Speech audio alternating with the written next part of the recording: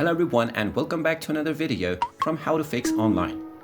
In this video, I'm going to show you how to fix the Hotmail or the Outlook application if it is not working as it is supposed to. So let's get started right away.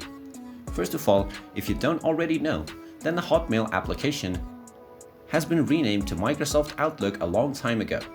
However, you can still use your @hotmail.com domain name. But if the application is not working as it is supposed to, and you notice various different kinds of errors when you're trying to use it, then in order to fix this issue, first of all, you will need to check whether your internet connection is working properly or not.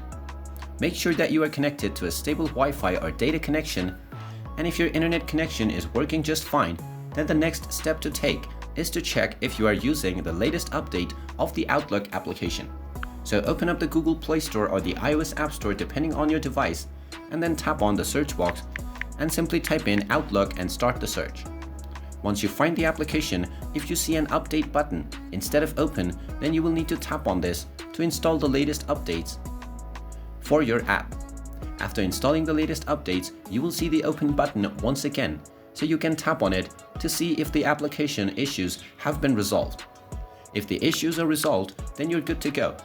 But if the application still doesn't work, then long press on the Outlook application and tap on the info button. This will then take you into the application info page. Now from this page, first of all tap on force stop at the bottom right corner to stop the application. Once you stop the app, scroll down and tap on storage. And now from the storage menu, tap on clear data at the bottom left corner to clear all of the user data for the Hotmail or Outlook application. After you do this, when you open the Outlook app, you will be asked to log into your account once again. But when you log in, you will see that the Hotmail or Outlook application has started to work as it is supposed to. And there you have it.